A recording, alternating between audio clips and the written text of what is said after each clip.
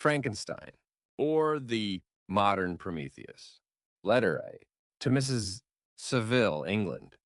St. Petersburg, Dec. 11th and 17th. You will rejoice to hear that no disaster has accompanied the commencement of an enterprise which you have regarded with such evil forebodings. I arrived here yesterday, and my first task is to assure my dear sister of my welfare and increasing confidence in the success of my undertaking. I am already far north of London, and as I walk in the streets of Petersburg, I feel a cold northern breeze play upon my cheeks, which braces my nerves and fills me with delight. Do you understand this feeling? This breeze, which has traveled from the regions towards which I am advancing, gives me a foretaste of those icy climes.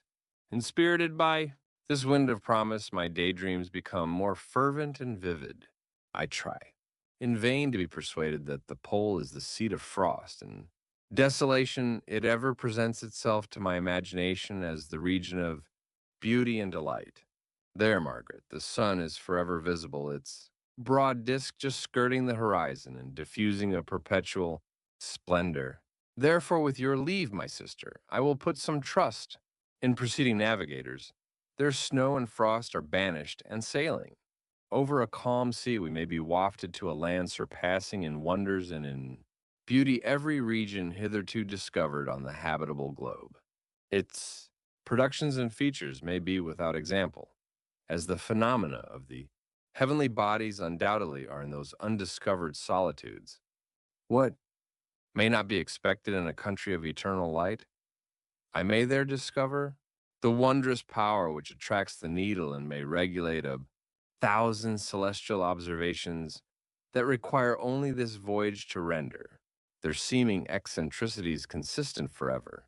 I shall satiate my ardent curiosity with the sight of a part of the world never before visited, and may tread a land never before imprinted by the foot of man. These are my enticements, and they are sufficient to conquer all fear of danger or death, and to induce me to commence this laborious voyage with the joy a child feels when he embarks in a little boat with his holiday mates on an expedition of discovery up his native river. But supposing all these conjectures to be false, you cannot contest the inestimable benefit which I shall confer on all mankind to the last generation by discovering a passage near the pole to those countries, to reach which at present so many months are requisite, or by ascertaining the secret of the magnet, which, if at all possible, can only be effected by an undertaking such as mine. These reflections have dispelled the agitation with which I began my letter, and I feel my heart glow with an enthusiasm which elevates me to heaven, for nothing contributes so much to tranquilize the mind as a steady purpose, a point on which the soul may fix its intellectual eye. This expedition has been the favorite dream of my early years. I have read with ardor the accounts of the various voyages which have been made in the prospect of arriving at the North Pacific Ocean through the seas which surround the pole. You may remember that a history of all the voyages made for purposes of discovery composed the whole of our good Uncle Thomas's library. My education was neglected, yet I was passionately fond of reading. These volumes were my study day and night, and my familiarity with them increased that regret which I had felt as a child on learning that my father's dying injunction had forbidden my uncle to allow me to embark in a seafaring life. These visions faded when I perused for the first time those poets, whose effusions entranced my soul and lifted it to heaven. I also became a poet, and for 1 year lived in a paradise of my own creation. I imagined that I also might obtain a niche in the temple where the names of Homer and Shakespeare are consecrated. You are well acquainted with my failure and how heavily I bore the disappointment. But just at that time I inherited the fortune of my cousin, and my thoughts were turned into the channel of their earlier bent. 6 years have passed since I resolved on my present undertaking. I can even now remember the hour from which I dedicated myself to this great enterprise. I commenced by inuring my body to hardship I accompanied. the whale fishers on several expeditions to the North Sea, I voluntarily endured cold, famine, thirst, and want of sleep. I often worked harder than the common sailors during the day, and devoted my nights to the study of mathematics, the theory of medicine, and those branches of physical science from which a naval adventurer might derive the greatest practical advantage. Twice I actually hired myself as an undermate in a Greenland whaler and acquitted myself to admiration. I must own I felt a little proud when my captain offered me the second dignity in the vessel and entreated me to remain with the greatest earnestness, so valuable did he consider my services. And now, dear Margaret, do I not deserve to accomplish some great purpose? My life might have been passed in ease and luxury, but I preferred glory to every enticement that wealth placed in my path. Oh, that some encouraging voice would answer in the affirmative. My courage and my resolution is firm, but my hopes fluctuate and my spirits are often depressed. I am about to proceed on a long and difficult voyage, the emergencies of which will demand all my fortitude. I am required not only to raise the spirits of others, but sometimes to sustain my own when theirs are failing. This is the most favorable period for traveling in Russia. They fly quickly over the snow in their sledges. The motion is pleasant and, in my opinion, far more agreeable than that of an English stagecoach. The cold is not excessive if you are wrapped in furs, a dress which I have already adopted, for there is a great difference between walking the deck and remaining seated motionless for hours when no exercise prevents the blood from actually freezing in your veins. I have no ambition to lose my life on the post road between St. Petersburg and Archangel. I shall depart for the latter town in a fortnight or 3 weeks, and my intention is to hire a ship there, which can easily be done by paying the insurance for the owner, and to engage as many sailors as I think necessary among those who are accustomed to the whale fishing. I do not intend to sail until the month of June, and when shall I return? Ah, dear sister, how can I answer this question? If I succeed, many months, perhaps years, will pass before you and I may meet. If I fail, you will see me again soon or never. Farewell, my dear excellent Margaret. Heaven shower down blessings on you and save me, that I may again and again testify my gratitude for all your love and kindness. Your affectionate brother, R. Walton. Letter 2 to Mrs. Saville, England. Archangel, 28th March 17. How slowly the time passes here, encompassed as I am by frost and snow.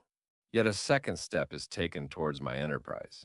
I have hired a vessel and am occupied in collecting my sailors. Those whom I have already engaged appear to be men on whom I can depend, and are certainly possessed of dauntless courage. But I have one want which I have never yet been able to satisfy, and the absence of the object of which I now feel as a most severe evil. I have no friend, Margaret, when I am glowing with the enthusiasm of success. There will be none to participate my joy if I am assailed by disappointment. No one will endeavor to sustain me in dejection.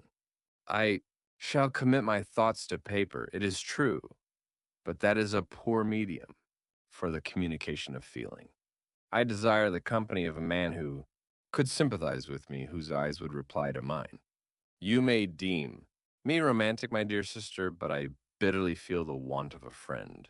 I have no one near me, gentle yet courageous, possessed of a cultivated as well as of a capacious mind, whose tastes are like my own, to approve or amend my plans.